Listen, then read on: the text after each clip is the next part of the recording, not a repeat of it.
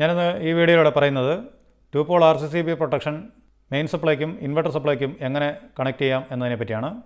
നമ്മൾ ഇതിനു മുമ്പ് 2 ടൈപ്പ് കണക്ഷൻ വിട്ടിരുന്നു. അത് ചില സാങ്കേതിക പ്രശ്നങ്ങളുള്ളതുകൊണ്ട് കംപ്ലൈൻറ്റ് വരാറുണ്ട് എന്ന് പറയാറുണ്ടായിരുന്നു. അതുകൊണ്ടാണ് ഇപ്പോൾ പുതിയൊരു വീഡിയോ ഞാൻ അപ്ലോഡ് ചെയ്യുന്നത്. ഇൻവെർട്ടറുകളുള്ള എല്ലാവരും ഈ വീഡിയോ തീർച്ചയായും കണ്ടിരിക്കണം. വീട്ടിൽ ഇൻവെർട്ടർ ഘടിപ്പിച്ചിട്ടുണ്ടെങ്കിൽ അത് റീവയർ ചെയ്ത് ഇതുപോലെ ചെയ്യേണ്ടത് അത്യാവശ്യമാണ്. എന്താണെന്ന് വെച്ചാൽ കറണ്ട് പോയാൽ ഇൻവെർട്ടർ സപ്ലൈയിൽ നിന്നുള്ള സപ്ലൈ നമുക്ക് ഷോക്ക് ഏൽക്കാൻ സാധ്യത കൂടുതലാണ്.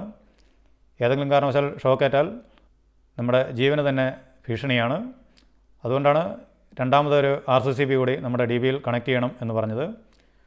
നിർബന്ധമായും ഈ വീഡിയോ കണ്ടതിന് ശേഷം നിങ്ങളുടെ വീട്ടിലെ ഇൻവെർട്ടർ ഇതുപോലെ വയർ ചെയ്യാൻ ഇലക്ട്രീഷ്യന്മാരോട് പറയുക. അതിലുള്ള ചെറിയ മുതൽ മുടക്ക് പിന്നീട് നിങ്ങൾക്ക് കൂടുതൽ പ്രയോജനപ്പെടും. അതുകൊണ്ടാണ് പറയുന്നത്. ഇതുവരെയും ആരും ഇതുപോലൊരു വീഡിയോ ചെയ്തിട്ടുണ്ടെന്ന് തോന്നുന്നില്ല. പലരും പല രീതികളിൽ കണക്ട് ചെയ്യാം എന്ന് കാണിച്ചിട്ടുണ്ട്. എന്നാലും പല ഫോൾട്ടുകളും അതിൽ സംഭവിക്കാറുണ്ട്. അതുകൊണ്ടാണ് ഞാനിപ്പോൾ ഈ വീഡിയോ ചെയ്യുന്നത്. നിലവിൽ ഇൻവെർട്ടർ കണക്ട് ചെയ്തവർക്ക് കണ്ട് മനസ്സിലാക്കാം. ഇത് ആദ്യം തൊട്ടാണ് ഞാൻ കാണിക്കുന്നത്. നിങ്ങൾ തുടർന്ന് വാച്ച് ചെയ്യുക. സ്കിപ്പ് ചെയ്യാതെ തന്നെ ഈ വീഡിയോ മുഴുവനായിട്ടും വാച്ച് ചെയ്യാൻ ശ്രമിക്കുക. 12 dB ആണ് ഈ കാണുന്നത്. നിങ്ങൾക്കിവിടെ കാണാം. ഇത് ആദ്യം കാണുന്നത് 40 ആംപിയറിൻ്റെ ഒരു ഡ്യുവൽ പോൾ ഐസൊലേറ്ററാണ്. രണ്ടാമത്തത് 40 ആംപിയർ 30 മില്ലി ആംപിയറിൻ്റെ RCCB ആണ്. 30 മില്ലി ആംപിയർ തന്നെയായിരിക്കണം നമ്മുടെ വീടുകളിൽ വെക്കേണ്ടത്. ഞാനിതിൻ്റെ വർക്കിംഗ് മുമ്പ് അപ്ലോഡ് ചെയ്തിട്ടുണ്ട്, ഇതെങ്ങനെയാണ് വർക്ക് ചെയ്യുന്നതെന്ന്. ആ വീഡിയോ കാണാത്തവർക്കായി അതിൻ്റെ ലിങ്ക് ഞാൻ ഡിസ്ക്രിപ്ഷനിലും ഐ ബട്ടണിലും കൊടുക്കുന്നതാണ്. നിങ്ങൾ അതിൽ ക്ലിക്ക് ചെയ്ത് അത് വാച്ച് ചെയ്യുക. ഈ രണ്ടാമത്തെ RCCBയും ഇത് തന്നെയാണ്. 40 ആംപിയർ 30 മില്ലി ആംപിയർ ആണ്. ഇവിടെ നിങ്ങൾക്ക് കാണാം 40 ആംപിയർ 0.03 ആംപിയർ എന്നെഴുതിയിട്ടുണ്ട്. അതായത് 30 മില്ലി ആംപിയർ ആണ് ഇതിൻ്റെ ട്രിപ്പിംഗ് കറണ്ട്.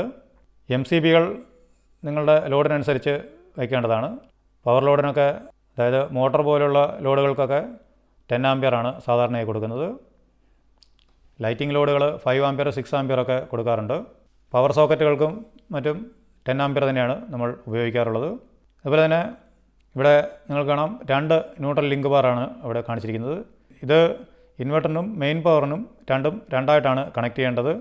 ഇല്ലെങ്കിൽ ഇത് ഒന്നിച്ച് കൊടുത്തു കഴിഞ്ഞാൽ ട്രിപ്പാകുന്നതാണ്. നിങ്ങൾ നിലവിൽ വയർ ചെയ്തിട്ടുണ്ടെങ്കിൽ അത് പവർ ലോഡിൻ്റെ സെപ്പറേറ്റ് ആക്കി ന്യൂട്രൽ വേറെ കണക്ട് ചെയ്യേണ്ടതാണ്. നമുക്ക് നേരെ കണക്ഷനിലേക്ക് പോകാം. ഇവിടെ ഇൻപുട്ട് സപ്ലൈ ആദ്യം കൊടുക്കുകയാണ്. ഫേസ് ന്യൂട്രൽ ഇവിടെ ഇതുപോലെ കണക്ട് ചെയ്യുക. ഈ ഐസൊലേറ്ററിൻ്റെ ഔട്ട്പുട്ട് നേരെ ഒന്നാമത്തെ RCCBക്കാണ് പോകുന്നത്.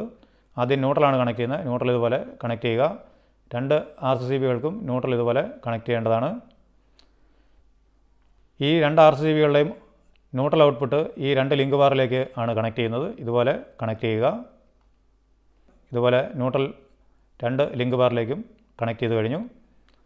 അടുത്തതായി നമുക്ക് ഫേസ് വയറാണ് കണക്ട് ചെയ്യേണ്ടത്. ഈ കാണുന്ന ഐസൊലേറ്ററിൻ്റെ ഔട്ട്പുട്ട് നേരെ ഈ RCCBയിലേക്കാണ് ആദ്യം കൊടുക്കുന്നത്. ഇതുപോലെ കണക്ട് ചെയ്യുക. ഈ ഒന്നാമത്തെ RCCBയുടെ ഔട്ട്പുട്ട് ഈ ഒന്നാമത്തെ MCBയിലേക്കാണ് കണക്ട് ചെയ്യുന്നത്. ഇതുപോലെയാണ് കണക്ട് ചെയ്യേണ്ടത്. ഈ ഒരു MCBക്ക് മാത്രമേ നമ്മൾ ഈ RCCBയിൽ നിന്നും ഔട്ട്പുട്ട് കൊടുക്കുന്നുള്ളൂ. കാരണം എന്താണെന്ന് വെച്ചാൽ ഇത് മെയിൻ പവറിന് വേണ്ടി മാത്രമുള്ളതാണ്. മെയിൻ പവർ ഉള്ളപ്പോൾ മാത്രം വർക്ക് ചെയ്യേണ്ട എക്യുപ്മെൻറ്റ്സുകൾക്കാണ് ഈ ഒരു RCCB കാണിച്ചിരിക്കുന്നത്. നിങ്ങൾക്ക് കൂടുതൽ ഉപകരണങ്ങളുണ്ടെങ്കിൽ ഒന്നിൽ കൂടുതൽ MCBകൾ ഉപയോഗിക്കാവുന്നതാണ്. അപ്പോൾ ഞാൻ ഇതിൽ ഒരു MCB മാത്രമേ പവർ ലോഡിനായി കണക്ട് ചെയ്തിട്ടുള്ളൂ. അടുത്തായി നമുക്ക് ഈ ഇൻവെർട്ടറിനുള്ള ഇൻപുട്ട് പവർ കൊടുക്കുന്നതിനായി ഒരു സോക്കറ്റ് അത്യാവശ്യമാണ്. അതൊരു പവർ സോക്കറ്റ് തന്നെയാണ് കൊടുക്കുന്നത്. ഇതുപോലൊരു പവർ സോക്കറ്റ് ഉപയോഗിച്ച് വേണം ഇൻവെർട്ടറിലേക്ക് ഇൻപുട്ട് സപ്ലൈ കൊടുക്കേണ്ടത്. നമുക്കാദ്യം ഈ പവർ സോക്കറ്റിലേക്ക് ന്യൂട്രൽ കണക്ട് ചെയ്യേണ്ടതുണ്ട്. ഇതുപോലെ ന്യൂട്രൽ ഡയറക്റ്റ് ഇതിലേക്ക് കണക്ട് ചെയ്യുകയാണ്. ഈ പവർ സോക്കറ്റിനായി സപ്ലൈ പോകുന്നത് ഈ രണ്ടാമത്തെ MCBയിൽ നിന്നാണ്. ഈ രണ്ടാമത്തെ MCBക്കുള്ള ഇൻപുട്ട് നമ്മൾ ഈ ഐസൊലേറ്ററിൽ നിന്നാണ് ഡയറക്റ്റായി എടുക്കുന്നത്. ഇതുപോലെ ഔട്ട്പുട്ടിൽ നിന്നും ഡയറക്റ്റ് ഇതിലേക്ക് കണക്ട് ചെയ്യുകയാണ്. ഈ MCBയിലേക്ക്, രണ്ടാമത്തെ MCBയിലേക്ക് കണക്ട് ചെയ്തു. ഇതിൻ്റെ ഔട്ട്പുട്ട് നേരെ സോക്കറ്റിലേക്ക് കണക്ട് ചെയ്യുകയാണ്. അടുത്തായി നമുക്ക് ഇതിന് ഒരു എർത്ത് കൂടി കണക്ട് ചെയ്യേണ്ടതുണ്ട്. ഇൻവെർട്ടർ എർത്ത് ചെയ്യുന്നതിന് വേണ്ടിയാണ് ഇവിടെ എർത്ത് പോയിൻ്റ് കൂടി കണക്ട് ചെയ്യണമെന്ന് പറഞ്ഞാൽ തീർച്ചയായും ഇതുപോലെയുള്ള പവർ സോക്കറ്റുകൾക്ക് എർത്ത് നിർബന്ധമാണ്. എർത്ത് ലിങ്ക് ബാറിൽ നിന്നും ഒരു എർത്ത് വയർ നേരെ ഈ സോക്കറ്റിലേക്ക് കണക്ട് ചെയ്യുക. അടുത്ത നമുക്ക് ഈ എർത്ത് ലിങ്ക് ബാർ ഗ്രൗണ്ട് ചെയ്യേണ്ടതുണ്ട്. ഇതുപോലെ മണ്ണിലേക്ക് ഗ്രൗണ്ട് ചെയ്യേണ്ടതാണ്. ഇൻവെർട്ടറിലേക്ക് ഇൻപുട്ട് കൊടുക്കുന്നതിനായി ഒരു 3 പിൻ പ്ലഗ് ടോപ്പ് ആവശ്യമാണ്. ഇതുപോലെ ഈ 3 പിൻ പ്ലഗ് ടോപ്പിലേക്ക് ഇൻവെർട്ടറിൻ്റെ ഇൻപുട്ട് വയർ നേരെ കണക്ട് ചെയ്യുക. ന്യൂട്രൽ കണക്ട് ചെയ്തു, ഫേസ് അടുത്തത് എർത്തും ഈ പ്ലഗ് ടോപ്പിലേക്ക് കണക്ട് ചെയ്ത് കഴിഞ്ഞു. ഇപ്പോൾ ഇത് പ്ലഗ് ചെയ്ത് കഴിഞ്ഞാൽ ഇതിലേക്ക് മെയിൻ സപ്ലൈ എത്തും. ഈ MCB ഓണാക്കിയാൽ നേരെ മെയിൻ സപ്ലൈ ഈ പ്ലഗ് ടോപ്പിലെത്തുകയും ഇത് പ്ലഗ് ചെയ്ത് കഴിഞ്ഞാൽ നേരെ ഈ ഇൻവെർട്ടറിലേക്ക് സപ്ലൈ എത്തുകയും ചെയ്യുന്നതാണ്. ഇൻവെർട്ടറിൻ്റെ വയറിംഗ് അറിയാവുന്നവർ ദയവായി ക്ഷമിക്കുക. ഇത് വിശദമായിട്ട് പറയുന്നത് ഇത് തുടക്കക്കാർക്കും മനസ്സിലാകാൻ വേണ്ടിയിട്ടാണ്. അതുകൊണ്ട് കുറച്ച് വീഡിയോ ലെങ്തി ആയാലും നിങ്ങൾക്ക് ഉപകാരപ്പെടുന്ന രീതിയിലാണ് ഞാനിത് വിവരിക്കുന്നത്. അതുകൊണ്ട് തുടർന്ന് വാച്ച് ചെയ്യുക. അടുത്തതായി ഇൻവെർട്ടറിൽ നിന്നും ഔട്ട്പുട്ട് സപ്ലൈ ആണ് എടുക്കേണ്ടത്. ഇൻവെർട്ടറിൻ്റെ ഔട്ട്പുട്ട് സപ്ലൈ ഈ സോക്കറ്റിലാണ് വരുന്നത്. ഈ സോക്കറ്റിൽ നിന്നും ഔട്ട് എടുക്കുന്നതിനായി ഒരു പ്ലഗ് ടോപ്പ് ആവശ്യമാണ്. അതാണ് ഈ കാണുന്നത്. ഈ പ്ലഗ് ടോപ്പിൽ നിന്നും ഒരു സിംഗിൾ വയർ മതിയാവും. സിംഗിൾ വയർ നേരെ ഈ RCCBയുടെ ഈ വലത്തെ പോയിൻറ്റിൽ, രണ്ടാമത്തെ RCCBയുടെ വലത്തെ പോയിൻറ്റിൽ ഇതുപോലെ കണക്ട് ചെയ്യുക. ഇപ്പോൾ ഇൻവെർട്ടറിൻ്റെ ഔട്ട്പുട്ട് ഇവിടെ ലഭിക്കും. ഇതിൻ്റെ ഔട്ട്പുട്ടാണ് ഇനി കണക്ട് ചെയ്യേണ്ടത്. രണ്ടാമത്തെ RCCBയിൽ നിന്നും ഈ കാണുന്ന 3, 4, 5, 6 എന്നീ MCBകളിലേക്ക് RCCBയുടെ ഔട്ട്പുട്ടിൽ നിന്നും ഇതുപോലെ കണക്ട് ചെയ്യുക. ഇതുപോലെ ലൂപ്പ് ചെയ്ത് കൊടുത്താൽ മതിയാവും. ഈ കാണുന്ന 4 MCBകളിലേക്ക് ഇൻവെർട്ടറിൽ നിന്നാണ് സപ്ലൈ വരുന്നത്. ഇൻവെർട്ടറിൽ നിന്നും RCCBയിലേക്ക് എത്തും. RCCBയുടെ ഔട്ട്പുട്ട് നേരെ ഈ 4 MCBകളുടെ അടിവശത്തായി ഇതുപോലെ ലൂപ്പ് ചെയ്ത് കൊടുക്കുകയാണ് ചെയ്യുന്നത്. ഇതിലേക്ക് ബാറ്ററി കൂടി കണക്ട് ചെയ്താൽ ഇതിൻ്റെ കംപ്ലീറ്റ് വയറിംഗ് ആയി. ഇപ്പോൾ ഇൻവെർട്ടർ സപ്ലൈ പോയാൽ ഉടൻ തന്നെ ബാറ്ററിയിൽ നിന്നും സപ്ലൈ എടുത്ത് നമുക്ക് ഔട്ട്പുട്ട് ഈ വയർ വഴി ഈ രണ്ടാമത്തെ RCCBയിലേക്ക് വരികയും അവിടെ നിന്നും ഈ 4 MCBകളിലും സപ്ലൈ ലഭിച്ചുകൊണ്ടിരിക്കും. ഈ സമയം ഈ കാണുന്ന 3, 4, 5, 6 എന്നിവയിൽ നിന്നും ഏതെങ്കിലും ഒരു സർക്യൂട്ടിൽ ഷോർട്ട് സർക്യൂട്ട് ഉണ്ടാവുകയോ എർത്തായി പോവുകയോ ചെയ്താൽ ഉടൻ തന്നെ ഈ RCCB ട്രിപ്പാക്കി കൊടുക്കുന്നതാണ്. അതുപോലെ തന്നെ സപ്ലൈ ഉണ്ടെങ്കിലും ഇല്ലെങ്കിലും ഇത് ഫംഗ്ഷൻ ചെയ്തുകൊണ്ടിരിക്കും. ഇത് ഓഫാണെങ്കിലും ഇൻവെർട്ടർ പ്രവർത്തിച്ചുകൊണ്ടിരിക്കുമ്പോൾ ഈ RCCB പ്രവർത്തിക്കുന്നതാണ്. ഇതെങ്ങനെയാണ് ഫംഗ്ഷൻ ചെയ്യുന്നതെന്ന് നോക്കാം. ഇലക്ട്രിക്കൽ എഞ്ചിനീയറിങ്ങിനെ പറ്റി കൂടുതൽ അറിയാൻ നമ്മുടെ വെബ്സൈറ്റ് സന്ദർശിക്കുക. വെബ്സൈറ്റിൻ്റെ ലിങ്ക് ഞാൻ ഡിസ്ക്രിപ്ഷനിൽ കൊടുത്തിട്ടുണ്ട്. അതിൽ കൂടുതൽ ആർട്ടിക്കിളുകൾ നിങ്ങൾക്ക് വായിച്ച് മനസ്സിലാക്കാവുന്നതാണ്. അതുപോലെ തന്നെ നമ്മുടെ മറ്റു വീഡിയോകളുടെ ലിങ്കും ഡിസ്ക്രിപ്ഷനിൽ കൊടുത്തിട്ടുണ്ട്. അതിൽ ക്ലിക്ക് ചെയ്ത് നിങ്ങൾക്ക് മറ്റു വീഡിയോകളും വാച്ച് ചെയ്യാവുന്നതാണ്. ഒന്നാമത്തെ RCCB ട്രിപ്പാകാൻ കാരണം ഈ ഒന്നാമത്തെ MCBയിൽ നിന്നും ഔട്ട്പുട്ട് എങ്ങോട്ടാണോ പോകുന്നത്, അല്ലെങ്കിൽ ഏത് ഡിവൈസിലാണോ കണക്ട് ചെയ്തിരിക്കുന്നത് അത് എർത്തായി പോവുകയോ ഏതെങ്കിലും കാരണവശാൽ വയർ ലീക്കായി പോവുകയോ ചെയ്താൽ അപ്പോൾ തന്നെ ഈ ഒന്നാമത്തെ RCCB ട്രിപ്പായി പോകുന്നതാണ്. ആ സമയം ഈ RCCB ഒരു കുഴപ്പവുമില്ലാതെ വർക്ക് ചെയ്തുകൊണ്ടിരിക്കും. ഒന്നാമത്തെ RCCB ട്രിപ്പായാലും ഈ രണ്ടാമത്തെ RCCBയും ബാക്കിയുള്ള ഈ 4 MCBകളിലും, അതായത് 3, 4, 5, 6 എന്നീ MCBകളിലും സപ്ലൈ ഉണ്ടായിരിക്കുന്നതാണ്.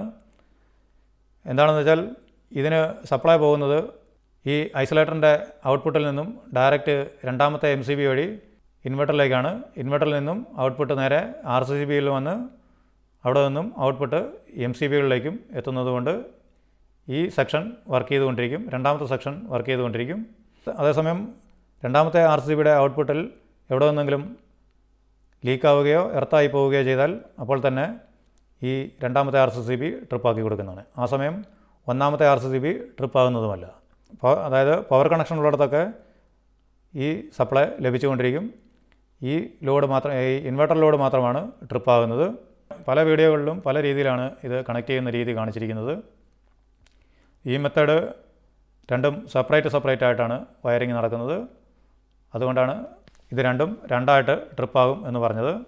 ഇപ്പോൾ ന്യൂട്രൽ ലിങ്ക് ബാറും അതുകൊണ്ടാണ് ഇവിടെ രണ്ടായിട്ട് കണക്ട് ചെയ്തിരിക്കുന്നത്. 2 ന്യൂട്രൽ ലിങ്കുകൾ 2 RCCBക്കും സെപ്പറേറ്റായി ഉപയോഗിച്ചിരിക്കുന്നത് കൊണ്ട് 2 ലൈനും സെപ്പറേറ്റായി തന്നെ വർക്ക് ചെയ്യുന്നതാണ്. ഇപ്പോൾ മെയിൻ പവർ ഇവിടെ ഓഫ് ചെയ്ത് കഴിഞ്ഞാൽ, ഐസൊലേറ്റർ ഓഫായി അല്ലെങ്കിൽ മെയിൻ സപ്ലൈ പോയി കഴിഞ്ഞാൽ ഈ രണ്ടാമത്തെ സെക്ഷനിലുള്ള സപ്ലൈകൾ ലഭിച്ചുകൊണ്ടിരിക്കും. രണ്ടാമത്തെ സെക്ഷനിൽ ഇൻവെർട്ടറിൽ നിന്നാണ് സപ്ലൈ വരുന്നതെന്ന് ഞാൻ പറഞ്ഞല്ലോ. അതുകൊണ്ട് ഈ സെക്ഷൻ എപ്പോഴും വർക്ക് ചെയ്തുകൊണ്ടിരിക്കും. ഏതെങ്കിലും കാരണവശാൽ ലീക്കായി പോയാലോ എർത്തായി പോയാലോ മാത്രമേ രണ്ടാമത്തെ സെക്ഷനിലുള്ള സപ്ലൈ നിലയ്ക്കുകയുള്ളൂ. ഇൻവെർട്ടറിൽ നിന്നും നമുക്ക് ഈ ഒരു വയർ മാത്രം മതിയാകും.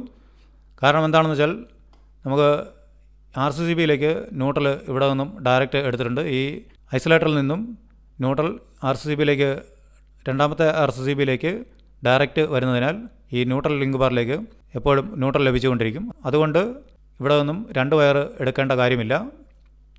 എപ്പോഴും ചോദിക്കുന്ന ഒരു ചോദ്യമാണ് ഇൻവെർട്ടറിൽ നിന്നും ഫേസും ന്യൂട്രലും എന്തുകൊണ്ടാണ് എടുക്കാത്തതെന്ന്. അതുകൊണ്ടാണ് പറയുന്നത്, ഇത് ഇവിടെ ലിങ്ക് ആയതിനാൽ ഇത് പിന്നീട് ഇവിടെ നിന്ന് എടുക്കേണ്ട കാര്യമില്ല. കറണ്ട് പോയാലും ഇവിടെ നിന്ന് നേരിട്ട് ഇത് ലൂപ്പായി ഇത് തിരിച്ച് ഈ ഇൻവെർട്ടറിൻ്റെ ഈ പ്ലഗ് ടോപ്പ് വഴി നേരെ തിരിച്ച് ഇവിടെ നിന്നും ന്യൂട്രൽ ലഭിക്കുന്നതാണ്. അത് ഇൻറ്റേർണലായി നടക്കുന്ന പ്രവർത്തനമാണ്.